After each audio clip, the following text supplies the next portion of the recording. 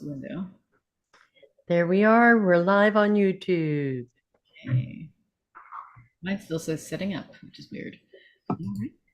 And then I'll hit record and we'll start recording the meeting. And all right. Welcome to our reading of The Marvelous Mrs. Maisel. You have a small but awesome cast tonight, and we'll get right into it with introductions. So if you could let folks know who you are and what major characters you're playing, if you have any, and where you're from and where people can find you. So let's go ahead and start with Judy. Hi, I'm Judy Bell, and I'm on most social media platforms except for TikTok. And it's usually just Judy with an I, Judi Bell, or Judy C. Bell, that's a middle initial. So it's pretty easy. Somehow I got all of those. I live in Los Angeles, and I was an actress. I guess I still am an actress. Why not? But mainly what I do now is producing and line producing. Cool. Awesome. Let's go down to Vicki. Hello, I'm Vicki Dykes. I'm from Central Alberta, a small town, Penhold. You can find me on Facebook under the name Vicki Dykes, and I'm on Instagram. I'm Yoga Grandma 10. And tonight, the few bigger characters is Rose and Imogene.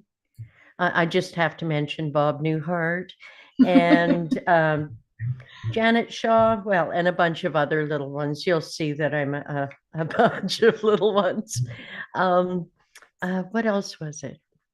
And I action think descriptions part. Oh, right. I start off the show with actions and descriptions. So I love doing that. All right. See, Jackson. Hello, I'm Jackson Gray. You can find me on really anything with that name.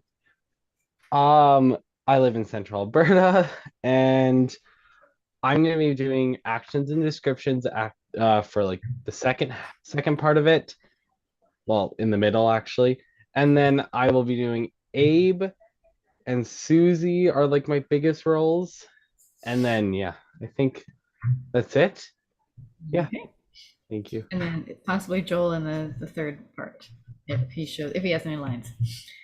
And I will start off. I'm Kat Wilson, Geek Harbor, Washington, she, her, and I can be found, when I'm not reading here, I can be found with Two Households in Fair Corona, a Shakespeare reading group on Saturdays, some Saturdays. And tonight I'll be reading your first part of Joel and the last part of action descriptions and a whole bunch of bit characters in between. So we'll go ahead and share our script here. Let's see where I put it. Maybe I'll go to our cast list and then I'll have to switch over to the script. There we go. All right. And then let me make it a little larger for you guys because it's kind of tiny. Let's see. Let me get down to an actual sec here. Well, that's good. Is that too large? Yeah, probably too large. That's a little too large. There we go. That's good. We'll go back up here to the top then. And Vicki, when you're ready, take it away. The Marvelous Mrs. Maisel, written by Amy Sherman Palladino. The screen is black. The sound of a large room of people rustling in their seats. A little clinking of forks on china. Who gives a toast at her own wedding? Fade in. Interior Plaza Hotel Ballroom, 1955. We come up on the beaming face of Miriam Midge Maisel, 20s, adorable. Her eyes sparkle with satisfaction, framed by a cloud of tulle. Her face is full of perk, spunk, and complete ignorance that bad things could ever happen. Because today she has triumphed. Today is her wedding day. I mean, who does that? Who stands in the middle of a ballroom after drinking 3 glasses of champagne on a completely empty stomach? And I mean completely empty because fitting into this dress required no solid food for 3 straight weeks. Who does that? I do. We cut wide. The room breaks into applause. The packed ballroom is stuffed with guests dressed to the nines. Flowers, candles, and glittery snowflakes suspend from the ceiling like it's a magical fairyland. Midge stands in the middle of this fairyland holding a microphone, wearing a perfect satin dress with cap sleeves and crinolines, crinolines, crinolines. This day is perfect. It's like a dream or a nightmare for my father. How much for flowers? Who eats mushroom caps? How much if we cook the meat ourselves? Does the caterer have any idea that the Jews just went through 4 years ago? Angle on the wedding table. Abe Wiseman, 50s, tall, lanky, with long, elegant pianist fingers and a vague look of disappointment constantly on his face. Next to his wife, Rose Wiseman, 40s, petite, lovely, elegantly dressed, dramatic. Abe shrugs. Well, it works. Angle on Midge. But this day has been long in the planning. Anyone who knows me knows I plan. I think long game. At 6, I decided Russian literature would be my major. At 12, I found my signature haircut. At 13, I announced I was going to Bryn Mawr University. Angle on the wedding table. Based on nothing, she moves to Pennsylvania. Angle on Midge.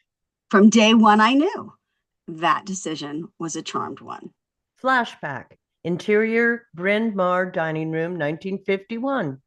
Girls pour in, nervously looking for their place cards at the tables. Freshman Midge walks in and takes in the room.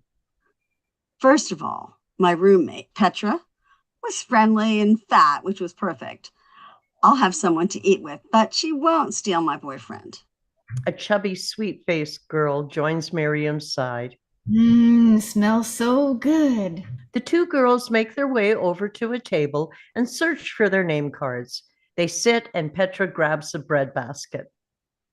The campus was old and elegant, with ivy-covered buildings, stained glass windows, and Midge glances down at the table and sees a butter pat on a tiny butter china dish with the initials BM carved elaborately in the center.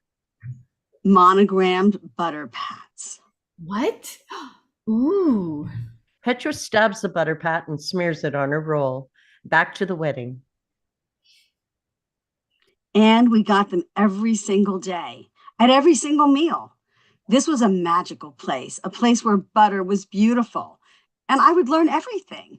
Where would I solve the mysteries of the universe and meet brilliant women, kindred spirits who would explore these brave new worlds with me? Flashback. Interior dorm room, 1953. Night. 3 girls, including Midge, sit on lawn chairs wearing only their bras, with white foamy peroxide on their heads and a foamy peroxide triangle on their vaginas.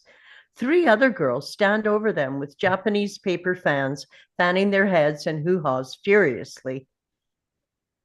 Oh my God, why is it burning? It's supposed to. It's bleach. It's awful. I hate you for this. It was your idea. Never listen to me. I'm nuts. Why aren't you in pain? I'm from Kansas. I don't know what that means. How much longer? 10 minutes. Jiminy crickets. Midge jumps up and runs out of the room. Where are you going? The girls rush over to the window and push it open. Midge.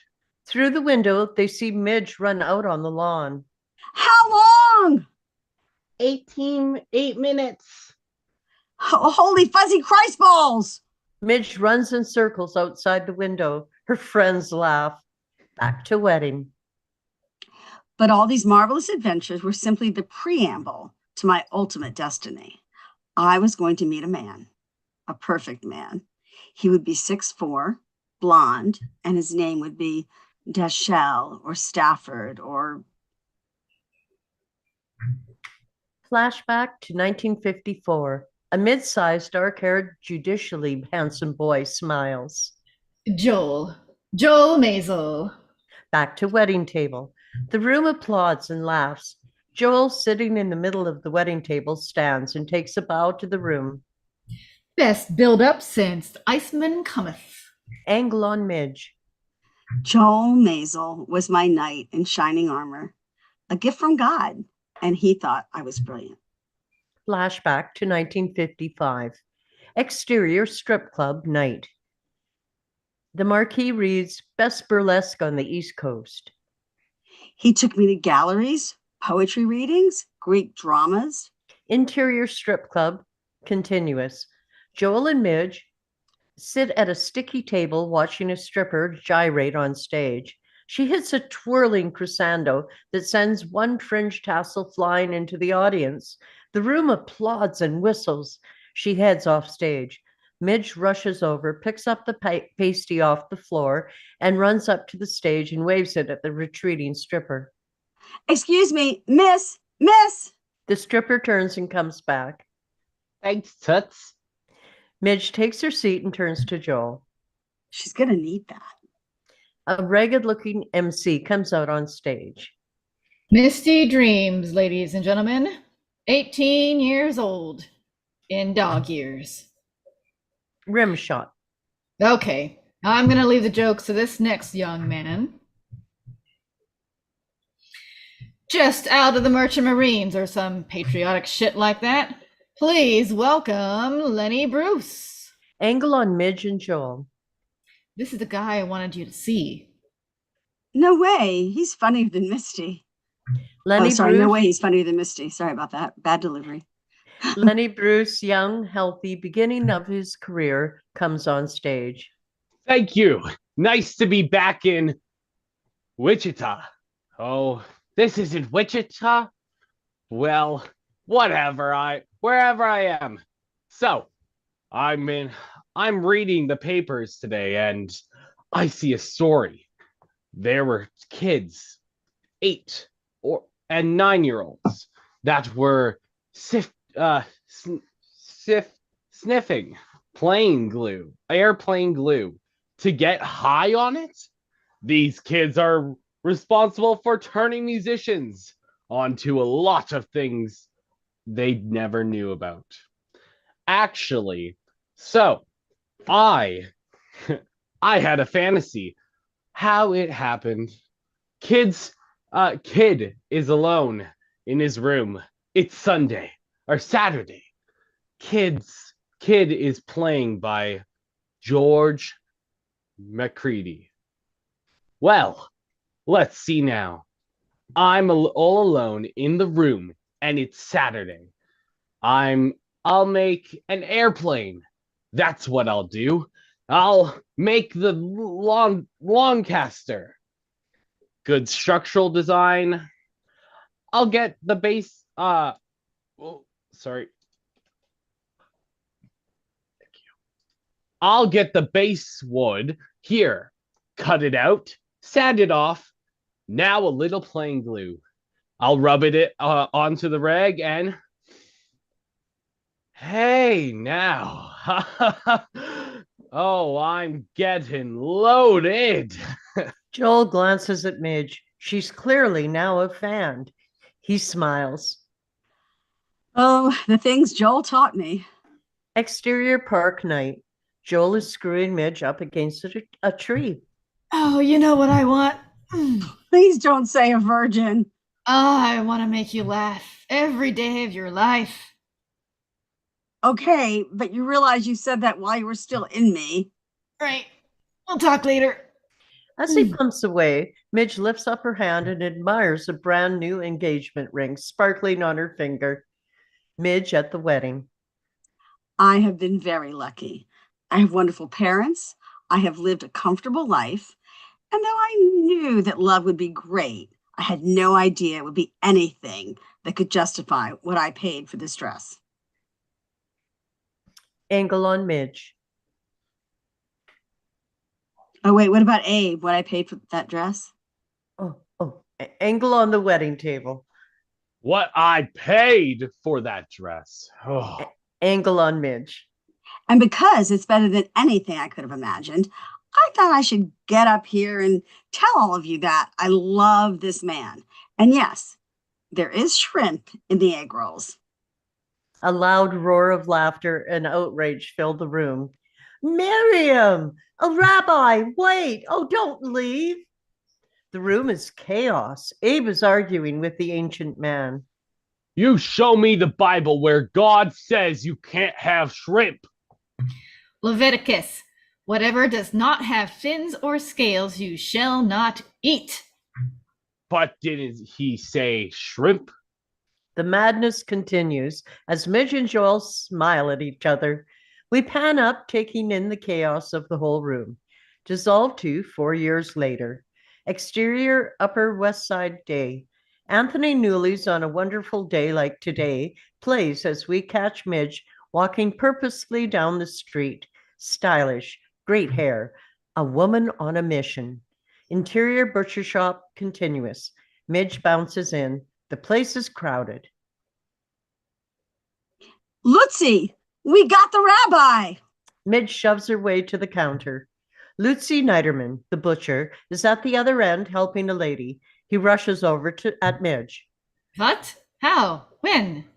We heard today. My mother fainted, then called 4 people, then fainted again. This year on Yom Kippur, the rabbi will be breaking fast at our house. You're going to need some lamb. Ugh, the rabbi loves his lamb. The customer Lutzi was waiting on calls out. Excuse me, I was in the middle of ordering here. I'm so sorry. What were you getting? Pork chops. Put our pork chops on my tab. I still can't believe it. The rabbi's been mad at us since the wedding. It took 4 years of apologies and $600 worth of new yarmulkes, but we finally got the bastard. Disgraceful. You like your free pork chops? Oops. You like your free pork chops? Zip it then. I have to go. Delivery Thursday after 10. I grabbed a couple of black and whites. Midge We got heads the out. rabbi. Oh, sorry. I got ahead of myself. Go ahead. Midge heads out. We got the rabbi. Exterior elegant Manhattan West Side apartment building early evening. Midge marches in. Interior building lobby continuous. The doorman, Roberto, 60s, dashing in his uniform, greets her warmly. Roberto, I got you a black and white.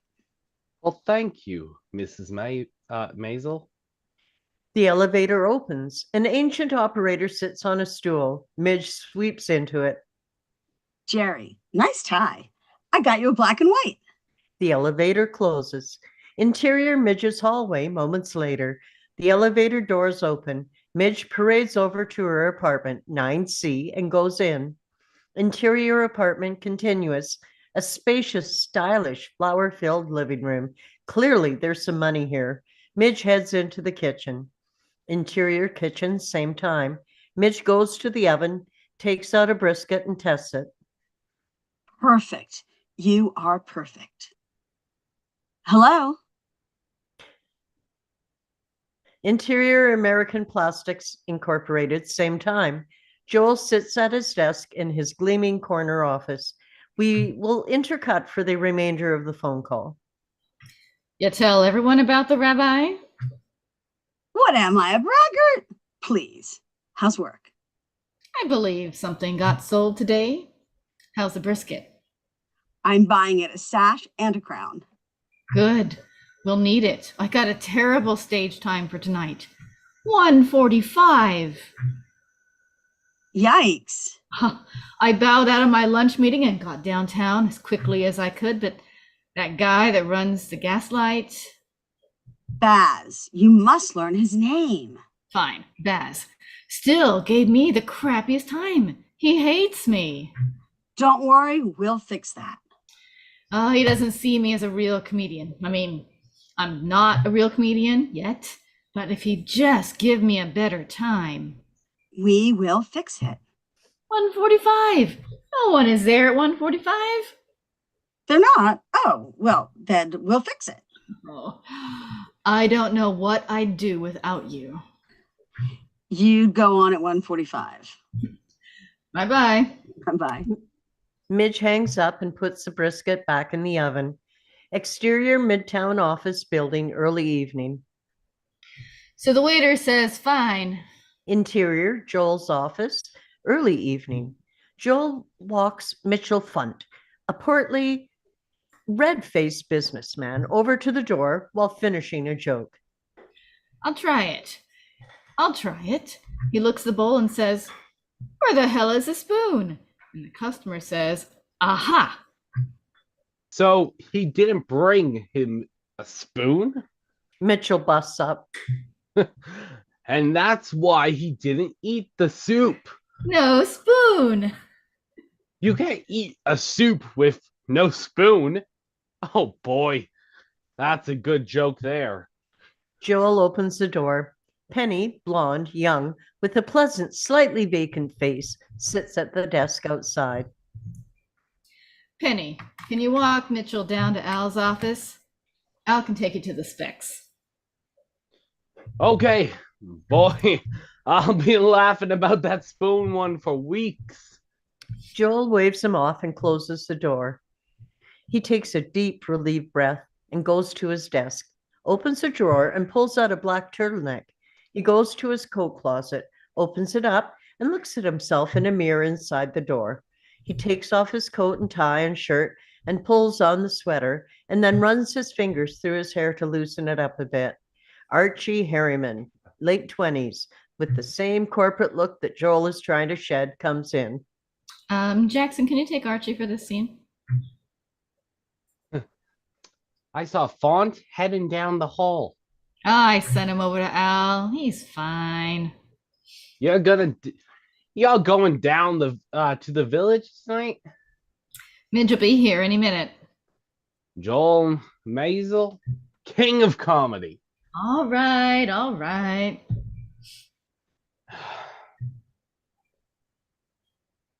Imogene. Imogene is dying to see you act. Oh, I tell her I don't know why. I see you acting ridiculous all day long. Very amusing. Can I use that? Seriously? When can we come? A small knock at the door. Midge, now dressed in her downtown outfit, black pedal pushers, sleeveless black sweater, ballet flats, and a scarf tied through her hair, pops in holding a Pyrex of brisket in her hands. I have a cab waiting downstairs. Hi, Archie. Why'd you have him wait? We could have gotten another cab. I know, but the driver's having trouble with his marriage, and I hated to send him off like that. Joel grabs his coat and they all head out. Well, come next week. Next week. Why not? Interior main area continuous. Joel and Midge come out of his office. Good night, Penny. Joel heads off. Midge glances at Penny, who is slowly putting pencils into an electric pencil sharpener, though not quite far enough to get the job done. And she shakes her head. Sad thing. She follows Joel. Exterior Midtown office building moments later. Barbara Streisand's in Old Pekin plays. Midge and Joel rush into the waiting cab. Exterior Greenwich Village night. The nightlife of Bohemian Greenwich Village is out in full force. Sidewalk kiosks selling anything you can think of. Young, hip people in jeans hang out with old timers in fedoras, communist cards in their wallets. People fight, smoke, laugh. There's music coming from somewhere. The smell of pot and unwashed men fill the air. We find our cab turning onto McDougal.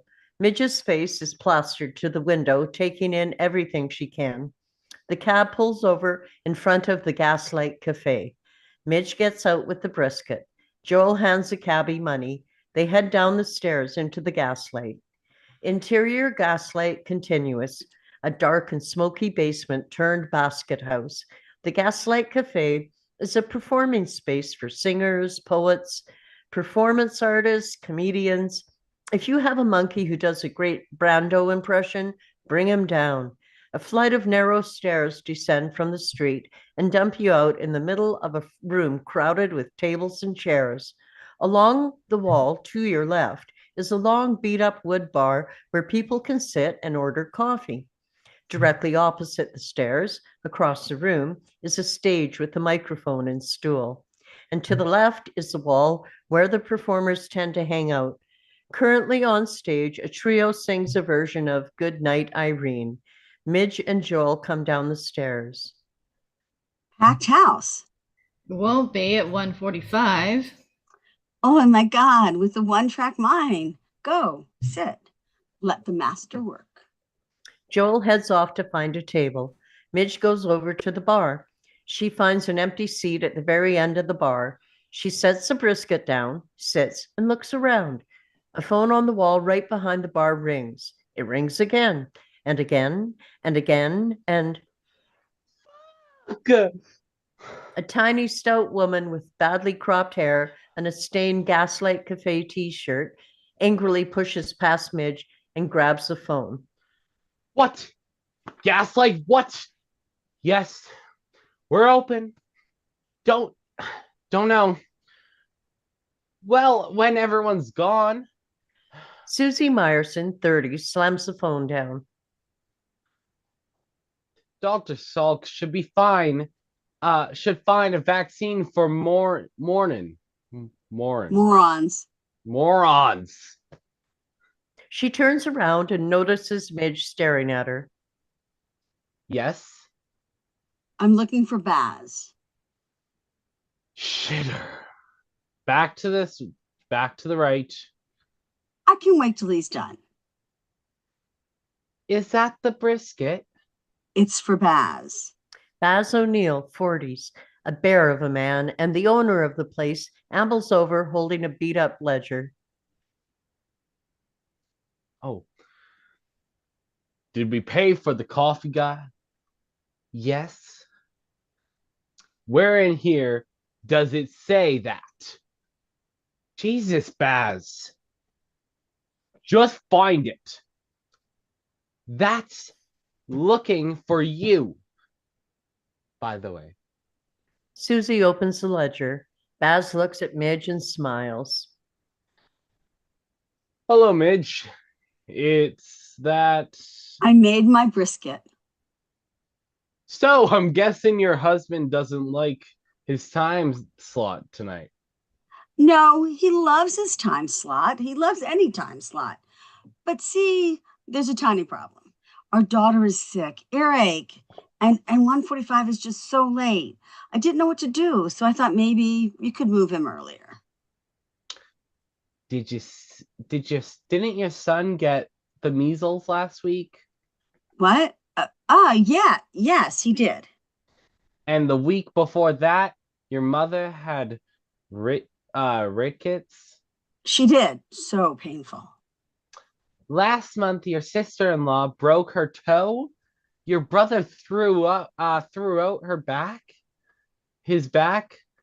That's a lot of health issues. Your family might want to eat some fruits or something. I'll take that into consideration. Okay, 10:30. Really?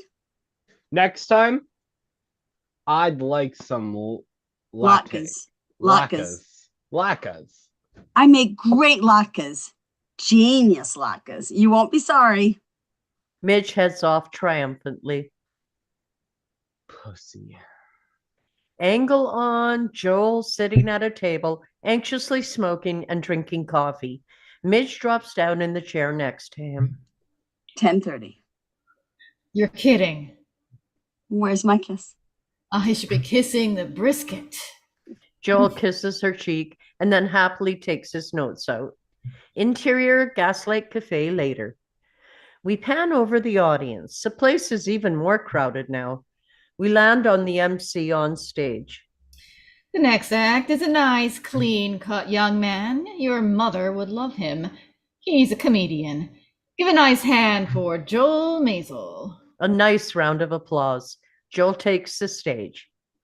Thanks a lot. So, many of you may have read the book, The Hidden Persuaders, about Madison Avenue's marketing men and how they create the public personas we all learn to know and trust and vote for. Well, what if during the Civil War there was no Lincoln? What if they had to create him? This is a telephone conversation between Abe Lincoln and his press agent just before Gettysburg. Midge takes a small worn notebook and pen out of her purse. Hi, Abe, sweetheart. How are you, kid? How's Gettysburg? Sort of a drag, huh? Audience laughs. Midge writes it down in the book. Well, Abe, you know them small Pennsylvania towns? You've seen one, you've seen 'em all. A good laugh. Midge writes it down. What's the problem? You're thinking of shaving it off?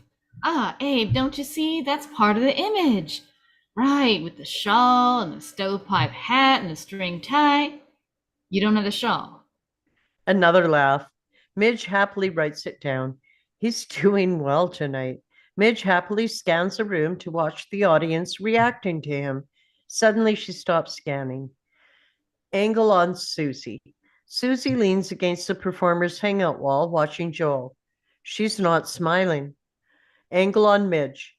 The smile slowly fades from her face as she watches Susie watching Joel. Where's the shawl, Abe? You left it in Washington. Well, what are you wearing, Abe? A sort of cardigan? Angle on Susie. The audience laughs. Susie shakes her head, disgusted. Angle on Midge. She frowns. What the hell did the head shake mean? Abe, don't you see that doesn't fit with the string tie and beard? Abe, would you leave the beard on and get the shawl, huh? The audience laughs again. Susie walks off disgusted. Midge tries to shake it off and refocus on her book. Exterior Gaslight Cafe later. Midge and Joel come up the stairs, and Joel is in great spirits, counting some money in his hand. $3.30 and one subway token. Ooh, I'll take the token. Huh, tonight was great. I kill in a good time slot. Kill! I need an audience. Oh, I feed off an audience. I finished. People start to leave. Did you see that? I almost left myself. 10:30. Perfect slot. Give me that time slot again next time. Hey, Midge turns startled. Susie comes up holding the Pyrex. here. Saw your act. She stares at him for a long, uncomfortable beat and then turns back to Midge. Don't forget the lackeys. Susie leaves. Who's that guy? She works there. Only in the village. Joel steps out to hail a cab. Interior cab night. Joel is drifting off to sleep on Midge's shoulder. She's going over his act in the notebook. You got 3 more laughs tonight than you did last time, and a couple of extra like laugh ads. I don't know what she was shaking her head for. Hmm? Nothing. You were great. I was great. You know, you don't really say hello to the audience. Maybe you should write a beginning, something that says who you are or something. What do you think? Joel is asleep. Midge sits there a beat, and then she starts to write in the notebook. Good evening. Thank you for the nice. Good evening, ladies and gentlemen. What a nice is a bad word. All that applause for me? What am I putting out after? One standing ovation, everyone goes home pregnant. Midge smiles at her own little joke. Interior Midge and Joel's bedroom later that night. Joel and Midge are getting into bed. Midge's hair and makeup are still night out perfect. Maybe you could do impressions to start. You do a great one of my Aunt Bertha ordering dinner, you know? A garnish can be festive, but deadly. Joel smiles at her, gives her a kiss. Good night, Gracie. Good night, Gracie. Joel turns over and closes his eyes. Midge lays there a beat. Joel starts to snore. Midge glances over, makes sure he's asleep, and quietly slips out of bed. Interior bathroom moments later. Midge snaps the light on, goes to the sink and takes her eyelashes off. Midge washes her face. Midge pin curls her hair. Midge wraps her pin curled hair in toilet paper. Midge cold creams her face. Interior bedroom moments later. Midge carefully slips back into bed. She glances at Joel. He's dead asleep. She settles in and closes her eyes. Exterior Upper West Side dawn. The almost empty streets are starting to stir. Interior bedroom, same time. Midge blinks her eyes open. She quickly peeks over her shoulder. Joel is dead asleep. Midge slips out of bed. Interior bathroom moments later. Midge takes the cold cream off her face. She applies powder, lashes, and lipstick. Midge unwraps the toilet paper from her head. Midge unpins her pin curls. Midge brushes her hair and mists herself with perfume. Interior bedroom moments later. Midge carefully slips back into bed, gently puts her head back down on the pillow and closes her eyes. Beat. The alarm clock goes off. Joel wakes up. He stretches and then glances over at Midge, sleeping. He shakes her. Hey, morning. Midge wakes up slowly. She turns to him. Did the alarm go off? It sure did. He kisses her and smiles. Wow, I didn't hear it at all. You never do. Joel gets out of bed. Midge smiles. It worked again. Interior living room morning. Midge emerges from the bedroom perfectly dressed in a perky sleeveless dress.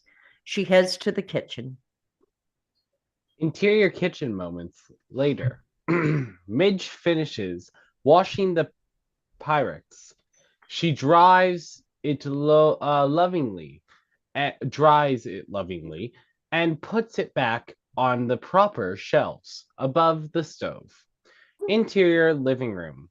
Moments later, Midge sweeps through the room and exits. Interior hallway continuous.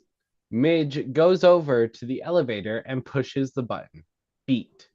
The door opens. An ancient Jerry is on his stool. Morning, Jerry. The door closes. Interior elevator continuous. Yesterday, that was a good cookie. I'm so glad. Midge glances up at the elevator number.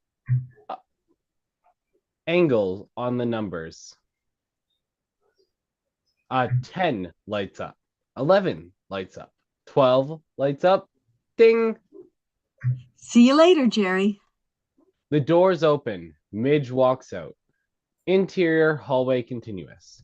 Midge walks over to the apartment 12C and walks on in. Interior Wesselman apartment continuous. Midge walks in. Hello, it's me. Zelda, the Wesselman's crispy uniformed maid, comes out. Morning, Miss Miriam. Can I get you some coffee? Oh, yes, Zelda, please. Midge walks over to the den. This is Abe's room, or domain. Big leather chair and his baby grand piano. The door is open. Abe sits reading the paper. Ethan, Midge's 3-year-old son, lays on the floor across, also reading the paper. Morning, Papa. Abe nods but keeps reading. Morning, Ethan. Ethan just keeps reading his paper. Morning, Ethan. Ethan. Ethan. Ethan. Oh, never mind. Midge starts off. Rose walks up in a feather trimmed satin dressing. Grown Gown. like Satin dressing gown like Sorry. something out of my bad, something out of an MGM musical. Did you get coffee? and a great welcome from my son. Man. Thanks for taking the kids last night. Were they okay? We need to talk about the baby. Why? What's the matter with her?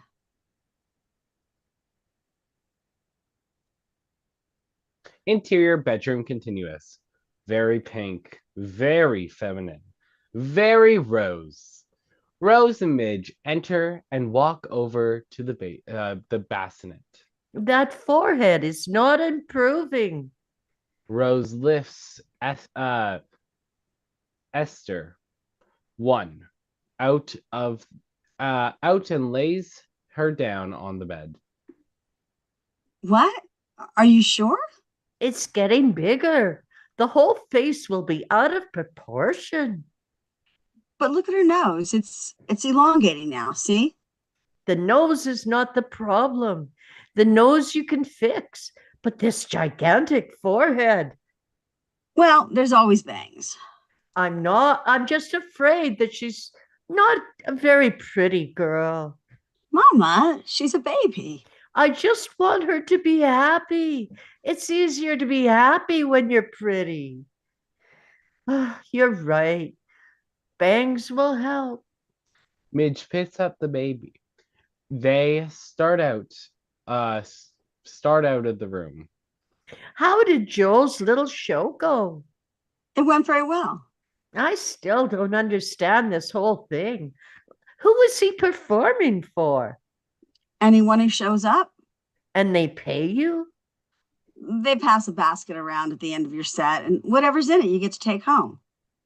If you need money, oh, we can give you money. We don't need money. Joel is funny and he likes to do his comedy. But how long are you going to be doing this? I mean, running around at night, taking money from strangers like a schnorrer. As long as it's fun. 6 to 9 more months left on those arms. Really, I've been doing those exercises with the soup cans. Forget the cans. Buy a bolero. They exit. Interior living room continuous. Midge and Rose walk in. Ethan, let's go. Is everything ordered for next week? Yes, all done. I thought we'd do dinner at your place. Your dining room is bigger than ours. Our dining room is fine. If you don't entertain, well, it's fine. Ethan comes out. Midge puts Esther in a stroller. I'll call you later. Bye, Papa. Say goodbye, Ethan. Ethan? Ethan? Oh, never mind. Midge pushes the stroller and Ethan out the door. Interior Midge's living room. Evening. Midge stands in the middle of the room wearing a black leotard and black tights, measuring her ankles with a tape measure. Her friend Imogen is sprawled out on the couch, and picture of Daiquiris. thank you daiquiris and a couple of glasses sitting on the coffee table. The television is on. Please. Imogene, you had it right. Imogene, okay. Imogene is a round-faced, slightly dizzy lady, mid-20s, who is probably never going to lose that last bit of baby weight. She has a pen and a thick black leather binder on her lap. So she's going on and on about this miracle treatment she had done in Mexico. It involved goat's milk and avocados. Right ankle, 6. Left ankle, 6. They smear it on your face. Write a hot towel wrap a hot towel around your head, and put you in a boat.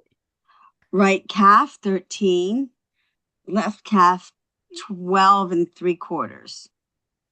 Then they row you out to sea. Right thigh 15 and a half. Drop the anchor and you sit there for 4 hours. Then Left thigh 16, they row you back in and hips 35, they scrape you down, waist 28. slap you in the face with an old banana skin, Bust 36. and charge you $75 and send you home. She thinks she looks 20. I think she looks the same. Oh, God, you're so tiny. How long have you been measuring yourself like this? Every day for 10 years. Even when you were pregnant? God, there's not enough daiquiris in the world. There you are. Are you hungry? I made curry and ordered Chinese in case it's awful. Oh, I'm sure it's fine. Did we have children? They're upstairs. Hi, Imogene. Oh, hey, Joel, did you hear? We're coming downtown to see you tomorrow night. We're very excited. Oh, don't expect too much. Joel heads into the kitchen. Oh, you'd better be great. I'm going to wear a beret. See you tomorrow. Imogene gets up, grabs her purse and coat. Goodbye, Joel. Imogene exits. Oh, the curry. curry's terrible. We'll have to take the takeout. Midge sips her drink. She hears something and glances over at the television. Angle on the television. It's the Ed Sullivan Show. The comedian Bob Newhart is on. He's performing one of his routines. So, listen, Abe. What's the problem? Oh, you're thinking of shaving it off. Abe, don't you see? That's part of the image. Right, with shawl and stovepipe hat and oh, string tie. Angle on Midge. She sits up. Oh, well, you don't have the shawl. Okay, where's the shawl, Abe?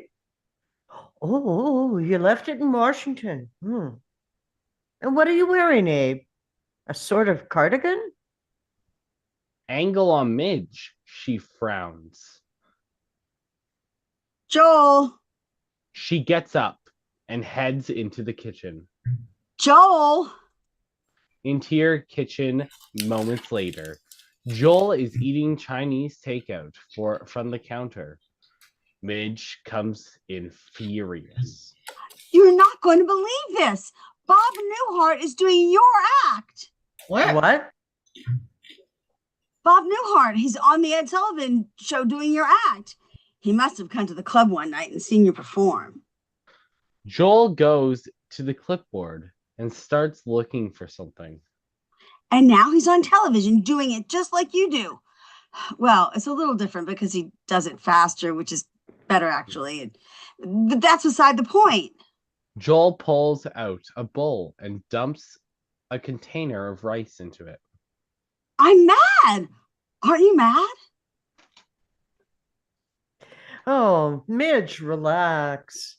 You're not mad No. or stunned. Joel grabs a fork from the drawer. Not even mildly bemused. It's his act. I don't. What? Are you going to put the rest of this on a platter? How is it his act? How did you know his act? Joel goes back to the clipboard and looks for the platter. I've got his record. So you stole Bob Newhart's act? It's fine. Everybody does it. Everybody steals his act? Yes. Well, no. Well, not steals, borrows. Oh, it's no big deal. It's not. When I found out June Friedman used my meatloaf recipe, I almost stabbed her in the eye with a fork. Everybody in comedy steals, Borrows. borrows everybody else's jokes, especially at the beginning. I mean, Bob Newhart probably used Henny Youngman's stuff when he started. Well, that's how it's done. Oh, well, if that's how it's done. It is. I thought you'd written it, that act. I feel a little silly now. Well, I did put my spin on it, Yes, you slowed it down. and my inflection is different. Right. Well, I'm new to this, so Well, you'll learn. yeah, I guess so. Joel gathers up the food and forks and knives. You want a drink? He heads out. Sure. I guess I should go apologize to June Freeman now. Midge stands there, feeling slightly disappointed. Exit. Exterior. Upper West Side. Afternoon. The streets are bustling. The leaves are turning. A breeze blows orange and gold leaves through the air. Interior. Kitchen. Afternoon. Midge is wrapping the measuring tape around Esther's forehead. The phone rings. Midge answers it. Hello? How's the brisket? Is it okay? Do you know something I don't? Yeah, interior, Joel's office. Continuous. Joel's paces clearly agonized. Agitated. Agitated. That's okay. We will intercut for the remainder of the phone call. Just answer the question, Midge. Yes, it's fine. What's the matter? I had to work straight through lunch, so I couldn't get downtown to get a time for tonight. Tonight, understand? Tonight, yes, I understand. Archie and Imogene are coming, remember? Of course I remember. They're coming tonight, and I don't have a time. You know what? Cancel them. Tell them I'm sick. But they've got a babysitter. It's all arranged. I should have changed that lunch. Damn it. Oh. Joel, come on. I promise. You'll get on. I'll bring the brisket. I'll do my thing. Everything will be fine, okay? Oh, okay. Hey, remember this whole comedy thing? It's supposed to be fun. That's why we do it, right? You'll have to bring my show sweater. Oh, I left it at home. I can do that. And you have to be here right at 6. I will be on time. Okay. I should go. Midge hangs up and turns back to Esther. Your daddy's crazy. Now, let's measure that forehead. Interior cab evening. Midge, dressed in her downtown clothes, expects for the addition of a short jacket. Pulls up in the cab. It'll just be a minute. The doors fly open and Joel gets in and slams the door. Jeez. Where the hell have you been? It's 6:30. I'm sorry. Do you have my sweater? You didn't have to stand out there. I would have come up. If you get here at 6, you come up. Are you kidding me? What? Holes. Holes everywhere. What? I can't believe you Midge- didn't look at it before you left the house. I was in a hurry to meet you. You can hardly see them. Hardly see. Look, a hole there. A hole here. 2 holes here. I mean, how does this happen? It was probably a moth. A moth. Yes. What moth? Ted. It was Ted the moth. Dime size hole, that's his signature. You think this is funny? I think it doesn't matter. I'm going on stage with holes in my shirt like a bum. It's downtown. If you have underwear on, you're overdressed. Joel shoots her a look. Exterior gaslight cafe. Night. The cab pulls up. Midge and Joel, now in his holy sweater, gets out and hurries into the club. Interior Glasslight Cafe. Moments later, Joel and Midge come down to the usual smoky, packed room. Hey, why don't you talk about it? About what? About your sweater, joke about it in your act. It would be fun, personal, yours. I don't know. Great. They're here. Okay, Joel, why don't you go join them? Get some coffee, calm down, and I'll go deal with this, okay? Fine. Hurry.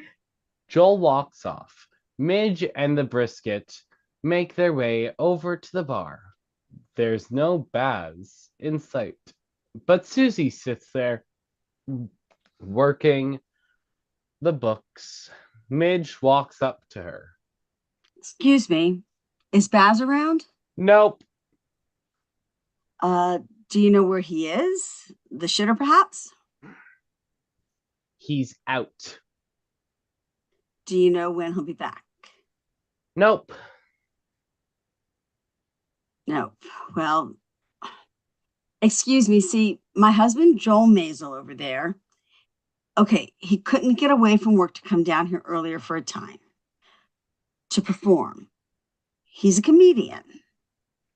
Anyhow, it was a crazy day at his work, and see, tonight our best friends came, the Gershes. The Gershes are here. You're kidding. Where? Over there. Well, I'll be damned. That is exciting. The Gershes. Wow.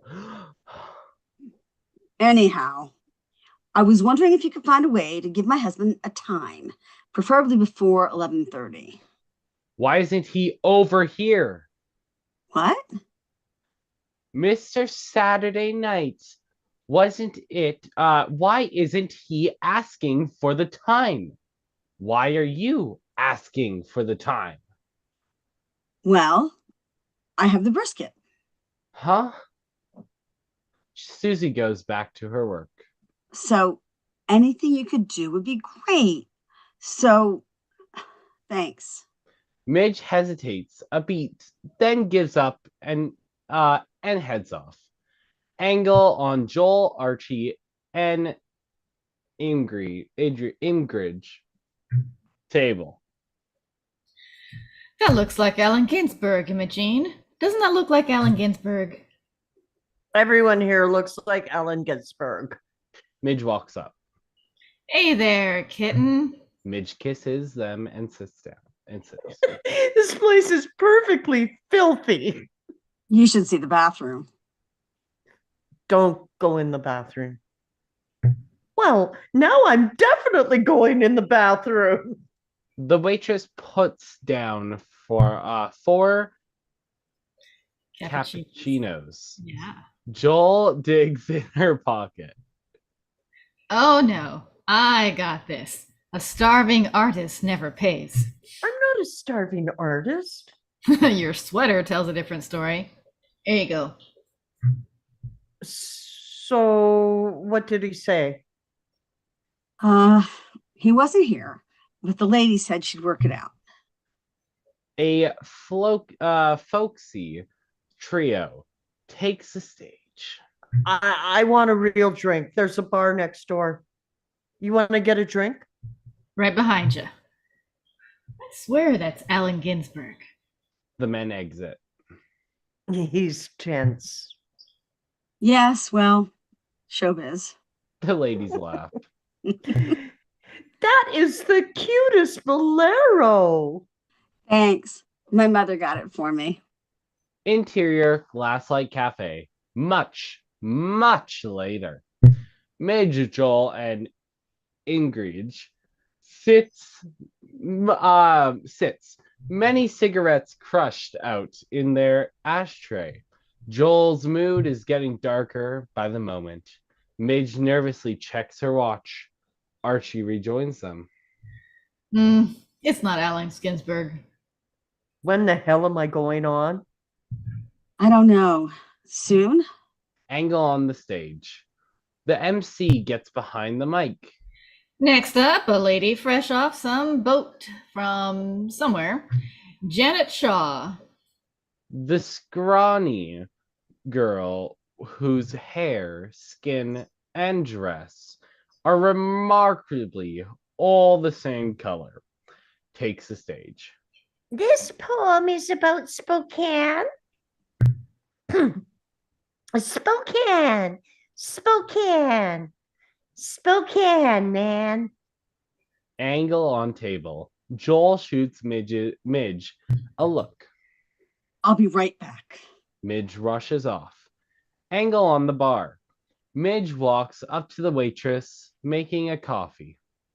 Where is she? Who? The one who looks like she lives here, lives under a bridge. Oh, Susie? Oh, she went out. Do you know where? God, no. Who would ask? Angle on the table. Archie and Ingrid are standing, putting their coats on. Any minute now. Kitten, we're gonna have to take a rain check. It was a blast, though. Please, wait just a few. Oh, we're going to. What? We can't go. I have an early morning meeting.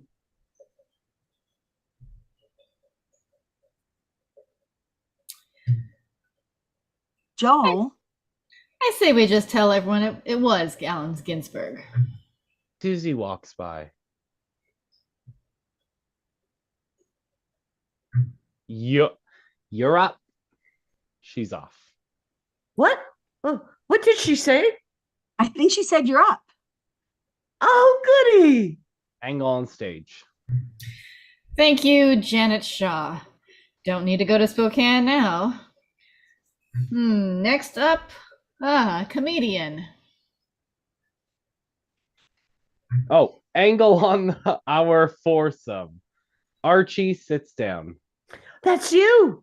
Well, go be funny. Joel MAISEL. Archie and Ingrid whoop it up. Woo it up. Seeing no way out, Joel heads up on stage. Midge gets out her notebook. Angle on stage. Joel gets behind the mic. He's clearly a bit rattled. Thank you. Thanks. Joel looks nervously at Midge. She smiles encouragingly. So exciting. So my sweater, it's a new sweater, but I asked my wife to bring it to me because I work during the day. So she does, and I put it on, and holes in my sweater. No laughs. Ingrid and Archie glance at each other. So I ask, how did this happen? And she says, Moz. And I'm like, Moz? What Moz? And she says, Ted. Ted the moth. Silence. A cough. More silence. And he's very avant-garde. Midge smiles weakly, then looks back at Joel, panicked, mortified, and heartbroken all at once. That was just something that happened. Okay, so anyhow, this is a press agent talking to Abe Lincoln. Hey, Abe, sweetheart, did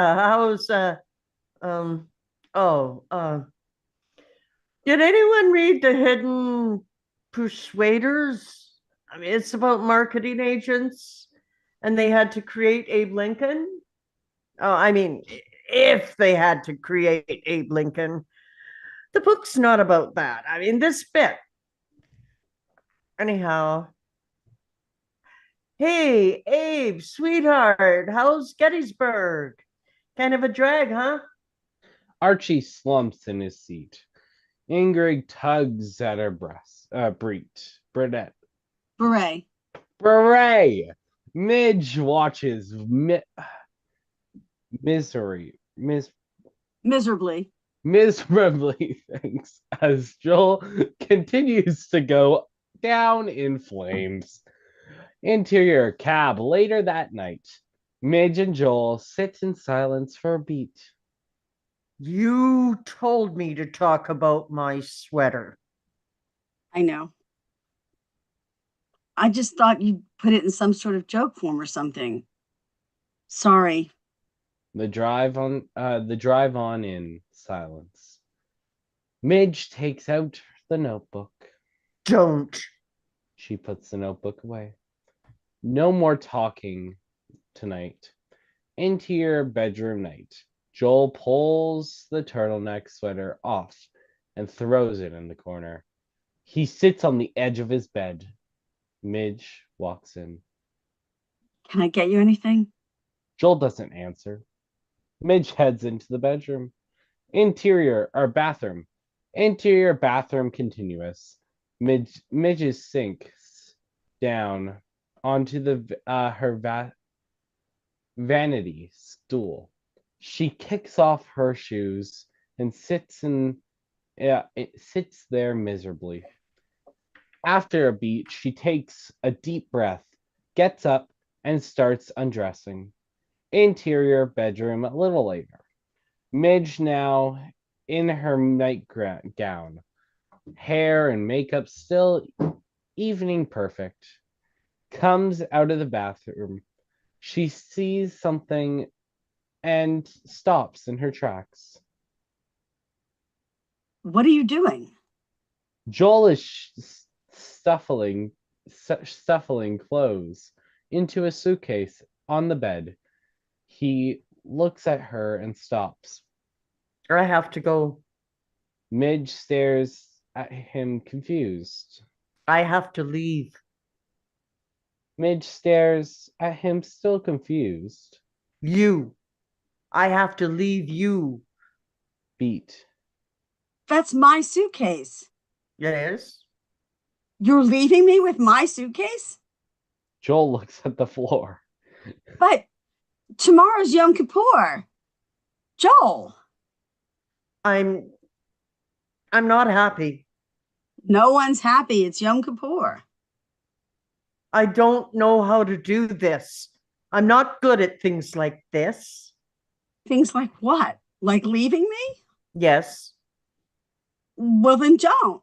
Practice a little. Do it later when you're more confident about the moves. Midge. Joel, the rabbi's coming.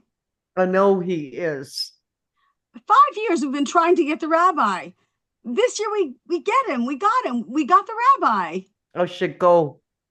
No, please. I don't understand. I thought my life was going to be something different. I thought I was going to be someone different. But tonight was just so terrible. I mean, a room full of people just watching me bomb.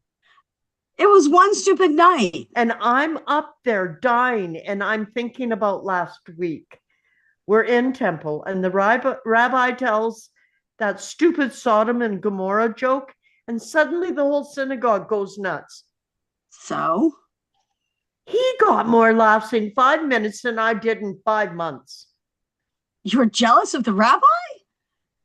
He was in Buchenwald. Throw him a bone. Did you ever think you were supposed to be something, and then you suddenly realized you're not? Yes, married. Good. That's good. Oh, you're good. Joel, please. I'm never going to be a professional comedian, Midge. Never. Well, of course not. What do you mean, of course not? What do you mean, what do I mean? What did you think all those nights at the club were? I thought they were fun. They were our fun couples thing. You know, like how the Morgensterns play golf, or how the Myers ballroom dance, or how the Levins pretend they're from Warsaw once a week to get 10% off at that Polish restaurant that has kielbasa nights. I can't believe this. I never knew you were serious about it. Of course I was serious. Miriam, what the hell ever made you think I wasn't serious? Well, for starters, you were doing someone else's act. I told you, everybody does that when they start. If you really wanted to be a comedian, you should have written a joke. I tried with the TED thing. I wrote the TED thing. And it bombed. Because you killed it. Oh, forget it. Joel, come on, you have a job. But comedy was a dream. Do you know what a dream is? A dream is what keeps you going in a job you hate. Since when do you hate your job? Do you know what I do, Midge? You're the vice president in charge of... No, I mean, do you know what I do every day, day in and day out? What the actual physical machinations of my job are? No. Neither do I. I take meetings and make phone calls. I shuffle paper around, and I have no idea what the hell I actually do. Well, maybe if you did, you'd like it more. I just thought with the brisket and the notebook, I thought that you understood. I'm sorry. Yeah, me too. But Joel, you can't just leave. I love you. We have a home. We have children. They're going to notice. I have to go. No, wait. Please, I'll be better. I'll do better. I'll pay more attention. You can quit your job. You can go to the club every night. I'll buy more notebooks. And I've been having an affair. The wind is knocked right out of her. It's been going on for months, and I thought it was a phase, but now, who? Penny, Your secretary? You're leaving me for the girl who can't figure out how to sharpen a pencil? it's not about her. And it was a new sharpener. It was electric. All she had to do was push. Don't you understand? I need to start over. With her. She wins. This isn't a contest. I just don't want this life. This whole Upper West Side classical 6 best seats in Temple. Wife, 2 kids. I just don't want it. Joel stands there, a beat. So, you'll tell your parents for me? Midge starts to laugh, though through her tears. That might be the funniest thing you've ever said. Honey,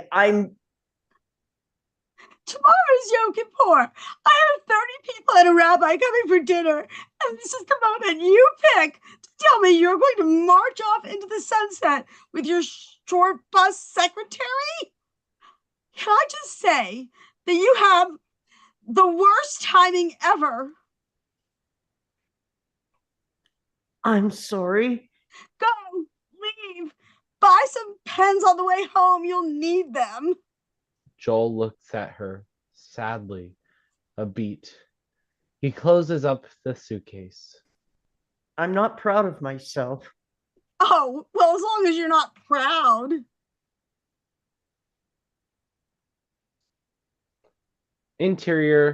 Joel walks out of the bedroom. Midge trails around him. Interior living room continuous. Without slowing down or looking back, Joel walks out the front door. Midge reaches the door and grabs it before it closes. She sees Joel walk down the hallway to the elevator and presses the button. Midge can't watch the rest. She closes the door Oh, out in the hallway, we hear a ding of the elevator. Ding! Evening, Mr. Maisel. Going on a trip? Mid Midge no numerally walks Numbly. numbly walks into the dining room.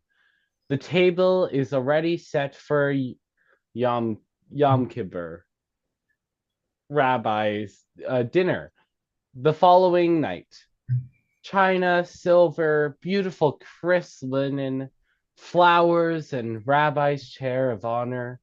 At the head of the table, Midge grabs a bottle of wine off the table and heads into the interior kitchen continuous, where she grabs a bottle opener off the sink and opens the wine. She pours some wine into the glass and knocks it back.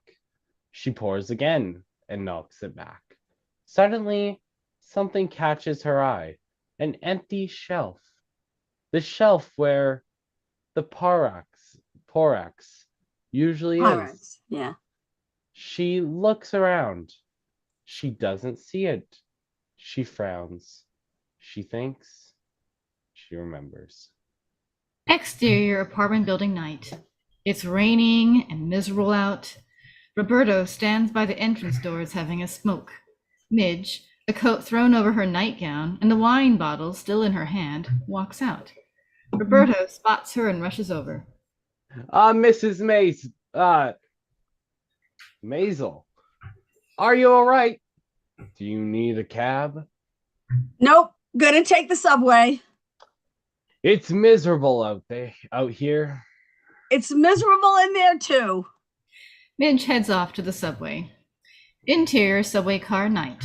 Close on Midge drinking straight from the bottle. We widen to reveal other riders watching her nervously.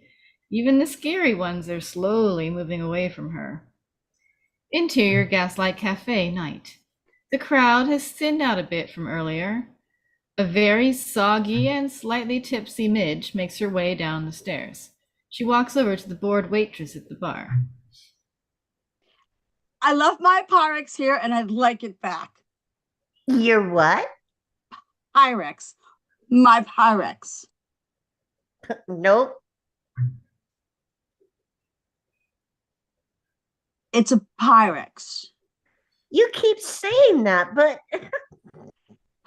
Pyrex. A glass baking dish, very durable, can go from hot to cold without cracking. we don't serve food here. I know, it's not yours. It's mine. I brought it here. Why? I made a brisket for. Is that really important right now? My dishes here, I'd like it back. Can you make that happen? Where is it? I don't know. I had hoped you'd have a clue. I don't. Hey, have you ever thought about being a secretary? The waitress looks at her a beat. Where do you wash the coffee cups? In the back. Midge smiles at her.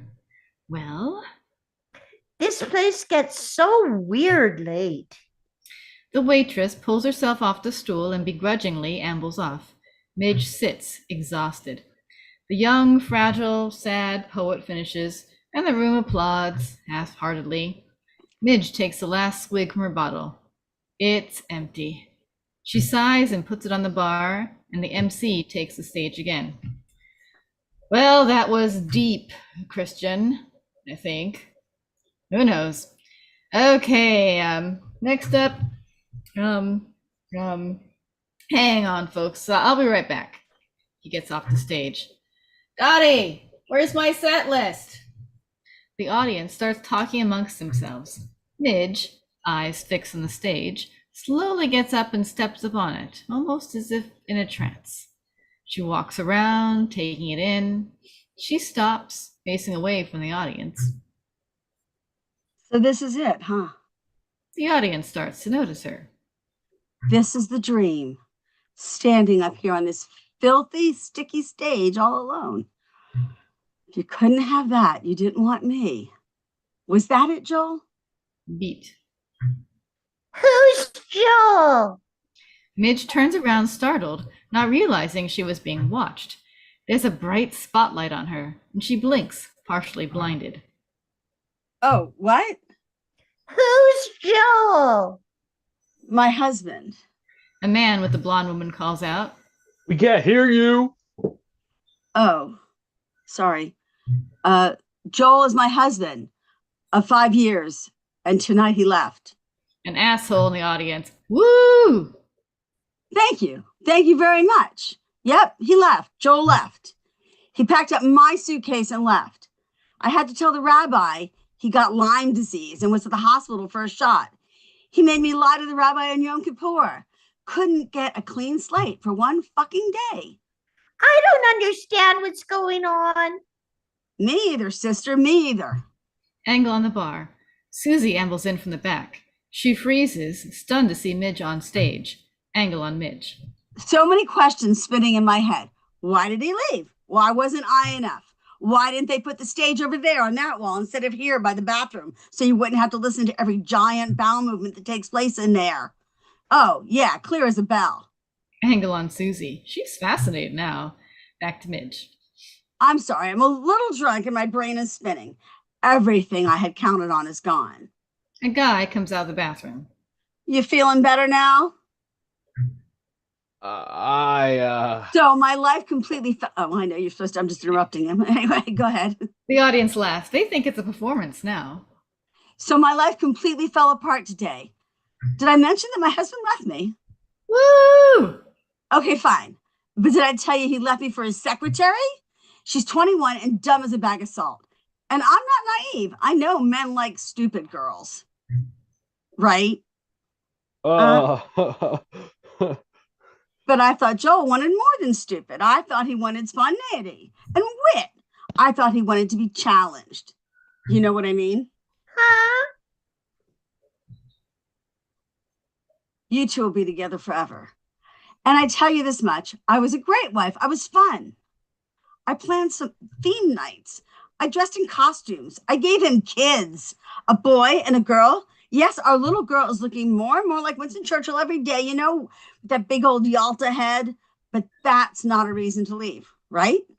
A guy crosses the stage and heads to the bathroom. Really? After what I just said about the bathroom? The audience laughs. The guy turns and sits back down.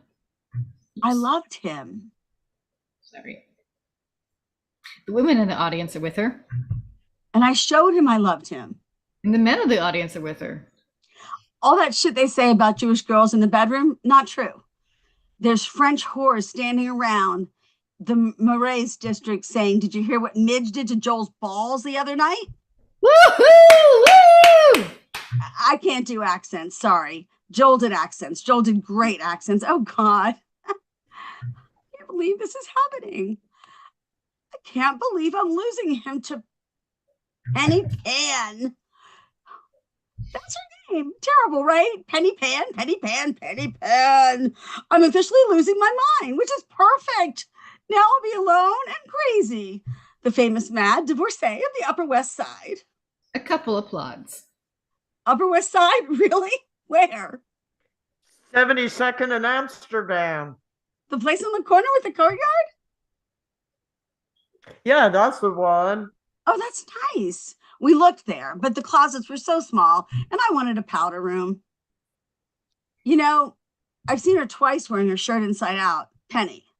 Twice. Once, fine, you were rushed in the morning. Twice, you can only be trusted to butter people's corn at the county fair. And here's the worst thing, and I know it's shallow and petty and small, but she's not even that pretty. Her ankles and calves are the same width. Ew. The audience laughs. Yes. And her hips are extremely wide and pointy. Then everything gets progressively smaller on the way up, like a reverse triangle. Medium waist, Girl Scout boobs, stumpy neck, pinhead right on top. It's like she was made by a 3-year-old girl from shit she found on a toy box. She's Mrs. Potato Slut. And I'm sorry, but look at me. Look at me. I'm the same size now that I was at my wedding. Don't you doubt it. I've documented this. Every day for 10 years, I've measured every part of my body. And come on. Who wouldn't want to come home to these every night? This every night, sorry. Okay, maybe today is not the best day to judge. I've been crying. My face is all puffy. And from here down, who wouldn't want to come home to these every night? To this every night, to this. Actually, I'm a little bloated right now. I drank a lot of wine, so my stomach's sort of, can I borrow your, okay, thanks. Okay, so ignore this. Okay, but imagine coming home to these every night. The room applauds. They're completely with her now. They're good, right? Plus, they're standing up on their own. Wait. Midge pulls down her straps and shows her boobs. We hear gasps, cheers, a couple of boos.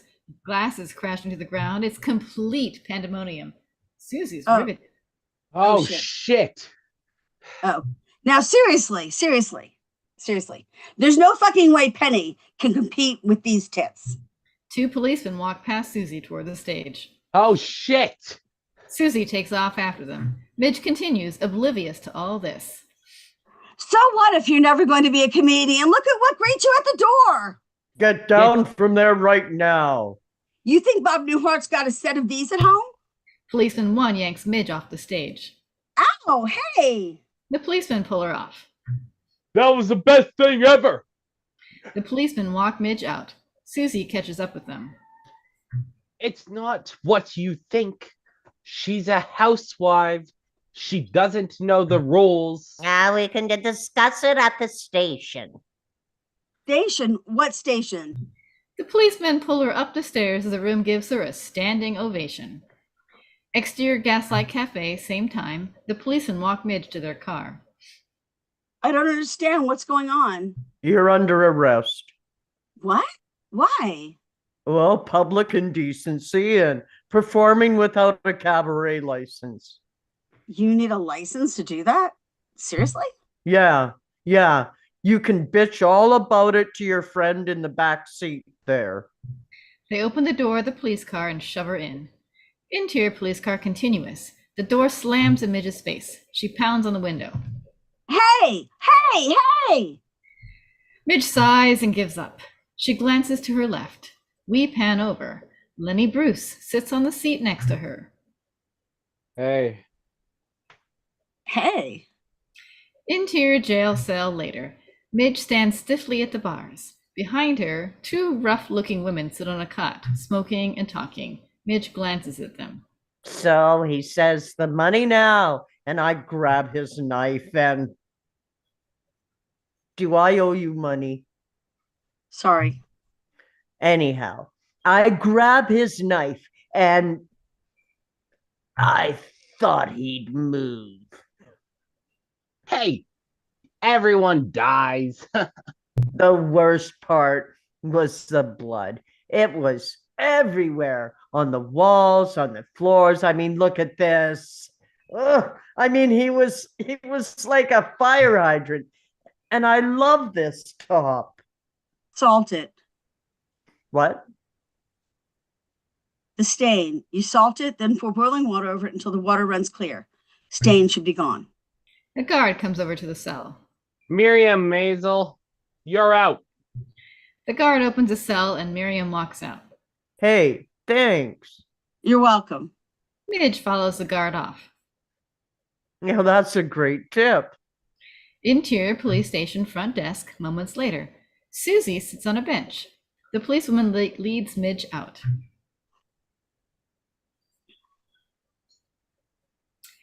Here you go. Oh, here you go. Thanks, Judy. The policewoman walks off. You bailed me out? My good deed for the year. You got chick rape. I don't think so. Exterior Greenwich Village continuous. Susie and Midge emerge from the police station onto the still bustling streets of the village. It's still night out. Come on. They start walking down the street. I feel different. You were in there 20 minutes. 20 minutes can change you. Not really. I'm a con now. Not quite. I've got a rap sheet. No, you don't. I'm hard. I'm a hard used woman. Is my hair gray? No, it's not. It feels gray. Oh, Jesus Christ. I had it all, everything I had always wanted. And now it's all falling apart. Okay, come on. Susie pulls Midge past a bright neon bar sign and into the Kettle of Fish bar. Interior Kettle of Fish continuous. A dark village bar catering to both locals and the likes of de Kooning, Ginsberg, Kerouac, Corso, and soon, Dylan. Susie pulls Midge over to a table and sits her down. Jimmy! Look at all the people. And they look so happy. Are they high? Yes, they are. That must be nice. God, I'm so tired. I don't think I've ever been this tired. Have some nuts. Did you notice that I'm not wearing my own shoes? I'm not. Don't know when that happened either. Now I'm just a single gray-haired ex-con drinking hooch and eating old nuts in someone else's shoes. A waitress puts a couple of drinks down on the table. Drink that. Midge takes a slug of whiskey.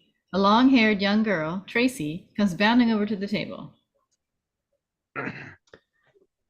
Susie, great. Big hootenanny. In Woodstock tomorrow. Feed my dog. No. Use the fire escape window. I owe some rent. No. Walk him twice a day. If he doesn't want to walk, just carry him around the block like a baby. Fuck no. I'll see you in a week. Tracy runs off. I am not gonna feed your dog. I always wanted a dog. Joel thought there would be fleas. Yes, yeah. Well, you can have her. Please, what kind of life can I give a dog now, huh? This is empty. Look, if you're still upset about your husband, you shouldn't be. He was a loser, a fraud. You don't know him. I know he was doing Bob Newhart's act. Well, everybody steals, right? Everyone steals. You didn't? A young guy in a cap goes from table to table handing out pamphlets to people. I didn't what? House party tonight, tomorrow night. Midge takes a pamphlet and the young guy moves off. Steal. You don't steal. Your shit was totally original. Don't get me wrong. It was tough. It was rough. But there's definitely something there. A waitress puts a new drink down on the table. I'm thinking we can meet somewhere. Maybe the club, if I can just get Buzz to die. What are you talking about? I'm talking about your act. I don't have an act. You will once we're done. I don't understand. You should do stand up. I can help you. Oh, come on. I'm serious. But I'm a mother. Great. We'll use that. Does one of your kids do something weird? Last night was an isolated incident. There are medications I can take to make sure that never happens again. Look, 9 years I've been working in the clubs. Okay? 9 years of watching every kind of loser get up twice. Get up. They're thinking he's Jack Benny. Twice. I've seen someone who really has the goods. The first time, a guy came in. West Coast stunting, arrogant, pain in his in the ass. 3 words into his set. I fucking knew. I said to Buzz, that guy's Gonna be famous. Who was he? Mort Shell. Oh, he's good. We saw him at Grosinger's last year. And the second time was last night. Stop it. I know. I'm right, at least. Just like I knew that unless I somehow get rich enough to hire someone, Halton board to walk me around Central Parks twice a day in my old age, I'm going to spend my entire life alone. That's not true. It's fine. I don't mind being alone. I just don't want to be insignificant. Do you? Midge doesn't answer. Don't you want to do something no one else can do, but remembered as something other than a wife, a mother, a member of a communist party? When did I become a member of the Communist Party? The minute you took up that flyer. What? Shit. Your name already is your name's already in Hoover's file. Now, let's put it up on a Marquis. marquee as well. Oh no. Oh no. It's Yom Kippur and I'm supposed to be fasting, atoning for my sins in the eyes of God. So I'm eating peanuts. you showed your tits to half the Greenwich village. You think the peanuts are what's gonna piss him off? I have to go. But I'm sorry. I can't be your Mort Saal. Midge hightails it out of the bar. Interior Rose and Abe's living room a day later. Rose and Abe stand there. Abe is pacing and flipping through a Bible. Abe, please. I'm just curious, that's all. There's a light knock at the door. Midge comes in. Oh, your father's a crazy. Come in. Nowhere in the Bible does it say you have to fast on Yom Kippur. And whole cities fast starving. And I'm crazy. Mama, Papa, What are you wearing?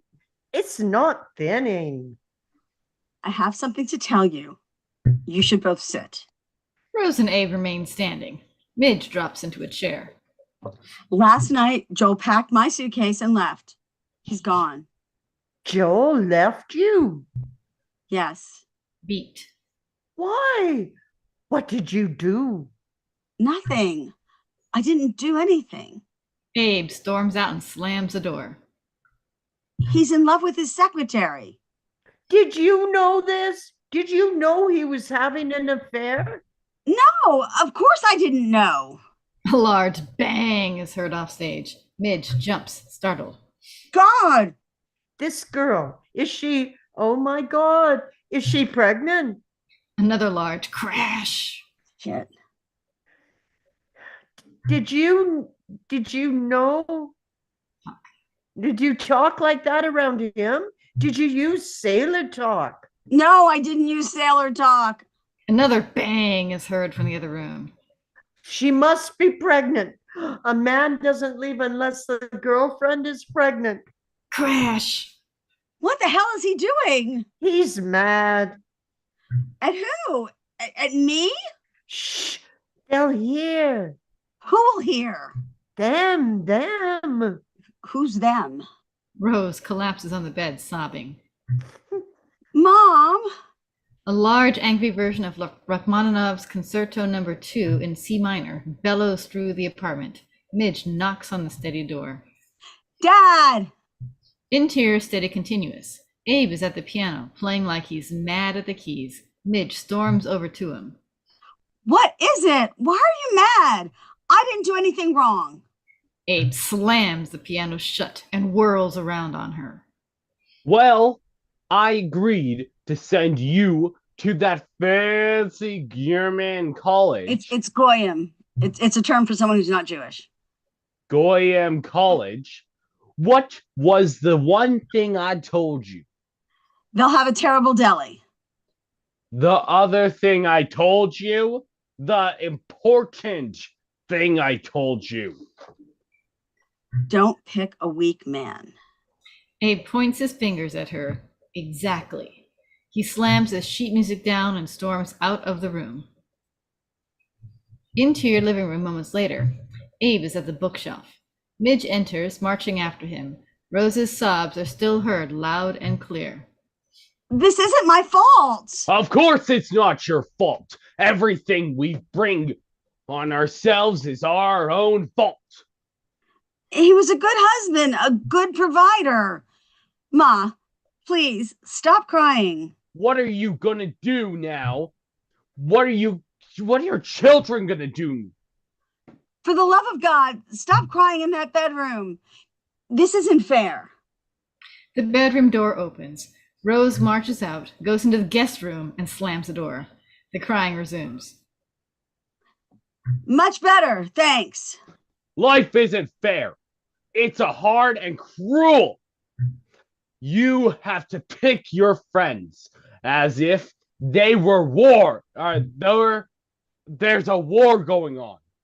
You won't have a husband who will dodge bullets for you. No one who points to the bookcase and says, up there. How can you say that about Joel? You liked him. I knew what he was. Why didn't you tell me then? Huh? I did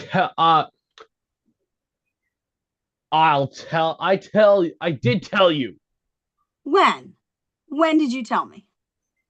When you came home with him that night, I looked at you and asked, is this the choice?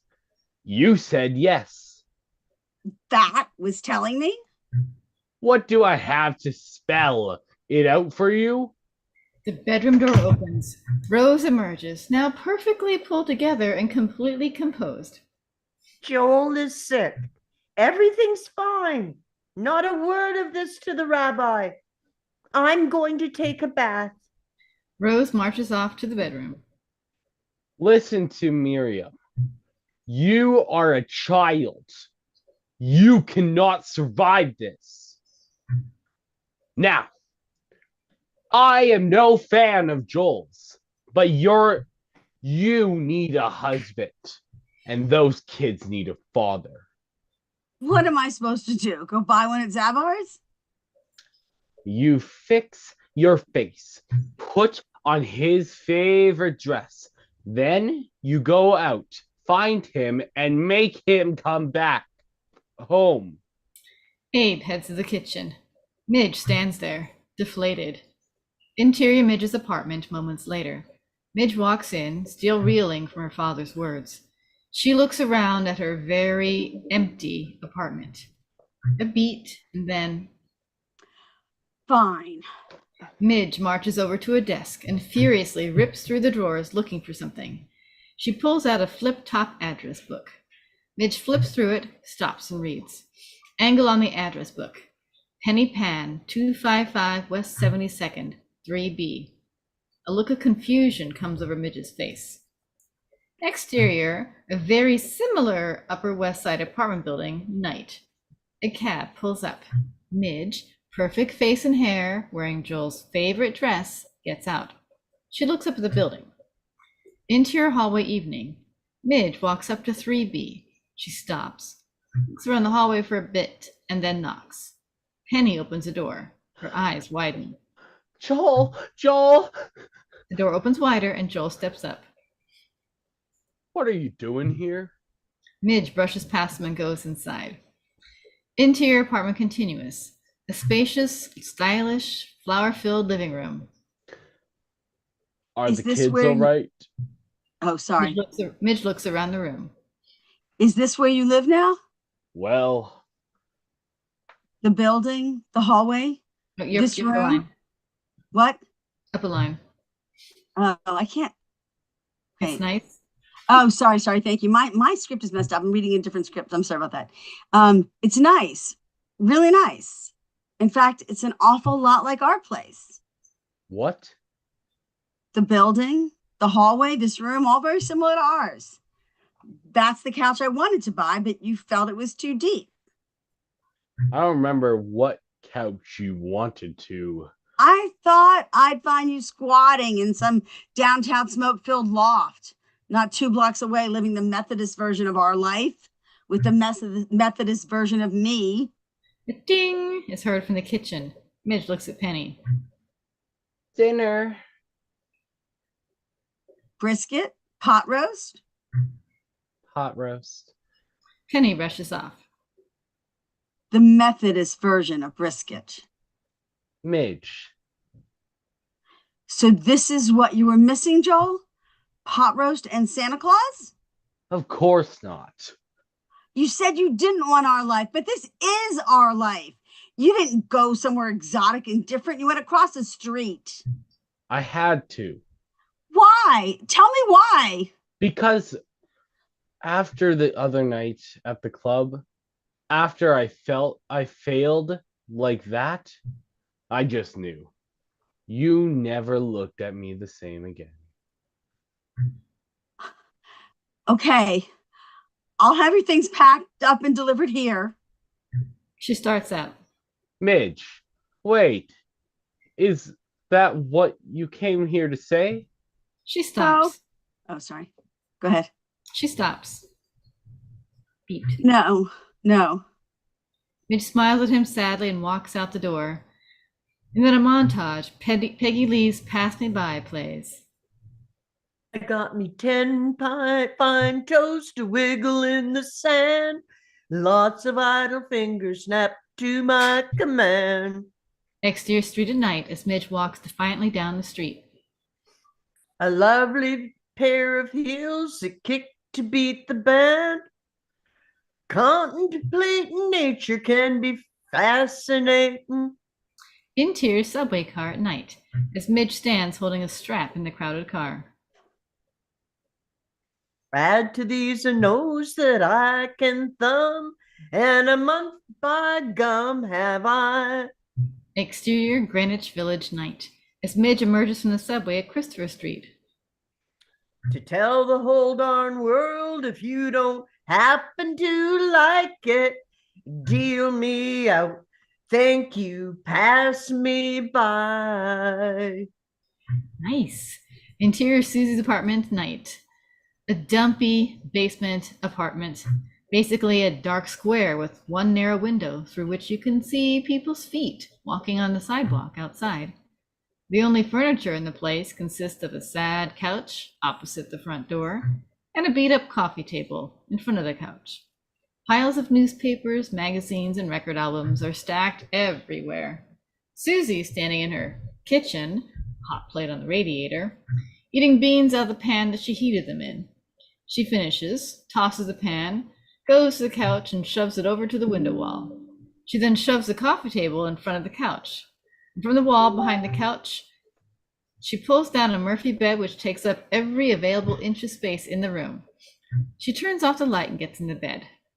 A beat, and then a knock at the door. Susie climbs out of the bed and maneuvers over to the door. She opens it, at least as far as it will open before it hits the bed, which is about 6 inches. Midge's face appears in the door crack. I went by the gas light and they told me to come here. Is this your apartment? Yeah. I'll be by here tomorrow at 10. Here, Midge shoves some money through the door crack. for the bail. You don't have a very long lease, do you? Because you should move.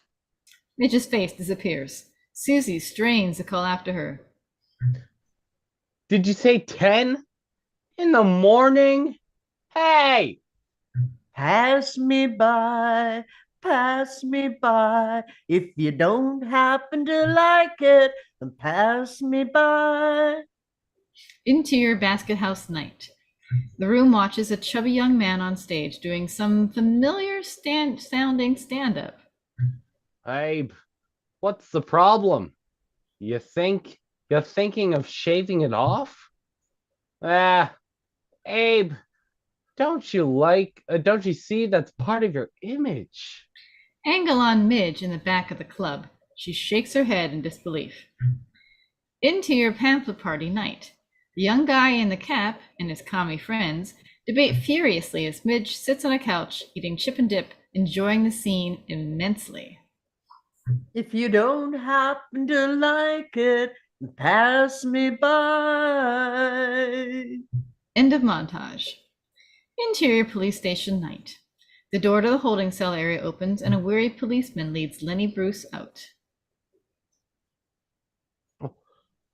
You guys ever gonna to take a broom to this place?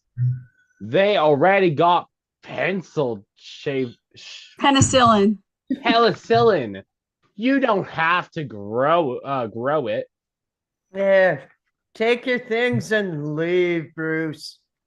I had 3 joints in my wallet, and I expect them all to be there.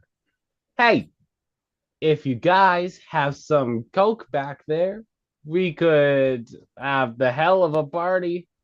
Lenny Bruce turns. Midge is standing there. You're not my wife. No. I thought my wife bailed me out. No, I did. Well, thanks. Lenny Bruce heads towards the exit. Midge runs after him. Can I ask you a question? Sure. Do you love it? Do I love what? Comedy, stand up. Do you love it? Seriously? Well, I've been doing it a while. Okay, let's put it like this. If there was anything else in the entire world that I could do, possibly to earn a living, I would do anything. I'm talking dry cleaners to the clan. Crippled kid portraits painters. Slaughterhouse attendant.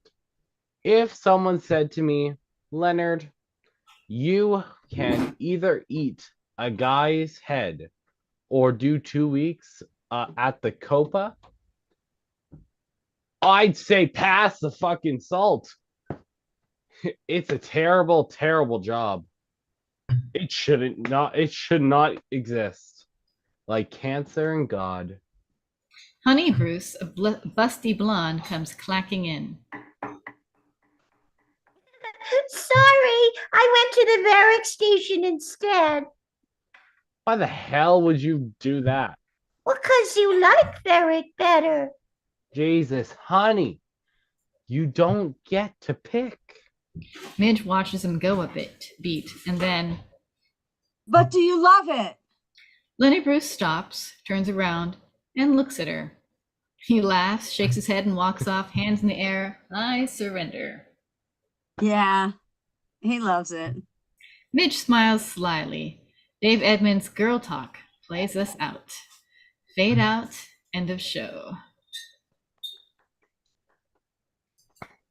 Yay! Yay! That was nice reading, y'all. That was fun. It's such a Fun. great show. I love that show. Oh, it's a fun one. Have you seen it, Jackson? I've only seen clips of like later episodes because I would come in while my mom's watching the show. So Mhm. I'd see clips of it and I've watched a little bit with her, but haven't actually seen like any of the first episode or anything like that. But it's a lot I of think it's fun. totally worth watching. I don't know, but I'm just a fan. Yeah, it seems fun. My screen is so dark. There you go. I don't know what you did. You wiped the dark off. Good job. Yeah, it's still a little dark. Didn't know that was a thing. Oh, If you need a light, I turned up my light to desk max. light. Put a front Yeah. light on. Yeah, do you Oh, have a front light? A Definitely. key light? I'll use my flash. Oh, Oh my that- gosh. Like that. There Now you we're go. doing There we like go. what is that when you do a flashlight around Yeah, a the campfire? ghost story. Yeah. Yeah. Yeah, Yeah. ghost stories. Exactly. We should all do that. There you go. There we go. That's better. That's my flash on my phone. I guess That's it's not awesome. terrible. That's funny. Yeah, we go But- blue. I hate to do this. I have to go because I've got something in like 1 minute. Oh. But thank you so much. I really, really, really Okay. enjoyed it. All I Well, suppose thank in you. fact, I seriously, you're gonna think this is crazy. I had an event tonight with Film Independent Mhm. to go see Lily Gladstone speaking after Ah. Fancy Dance down at the Lynn. Nice. Anyway, it was a great opportunity, and I had a ticket. And I was gonna go, but then I remembered that we had this, and I hadn't done this in such a long time. I felt I wanted to, be with you guys. So Oh, So so I glad didn't you go. did. yeah, but Yeah. I'll watch Fancy Dance on Apple Plus later when I get a chance. Well, we're glad you came and joined us. Yeah, You're thank fabulous, you. Midge. Thank you were so much. amazing. You guys take care. I'll talk to you next week, maybe. Yay. Hopefully. Bye. See Bye you. bye. Bye-bye. All right, let's see. It's 8 here, 9 at your guys' place. If you want to stay, we can take a 5-minute break first. I know I have to go make some quick dinner. Yeah, I gotta go. I gotta go put away my Yeah. dish. I just want to say that I muted myself and said to my husband, I had to sing and I didn't know the tune. And he Oh. said, that goes to show that you should have watched the episode. You did I amazing. couldn't tell. I you did wish know the we tune. did. I would love to do more things with songs in it. Like doing some Disney movies, having We- like Tangled and Mother Knows Best and some of those amazing songs. Oh, yeah, that'd be I got fun. a dream. I got a dream. That's We just one that have. comes to my head. We have done some musicals in the past. And we had people come and join us simply because it was singing and Yeah. they enjoy singing, right? So yeah, next season we should Okay. plan on doing Love at to least sing. one musical. Yeah. It's Mhm. so much fun. I love to sing, and Disney music's like amazing. I love Disney. It's like doing like We Tangled or Hercules. we read Nightmare. Before What is it? Christmas? The Halloween?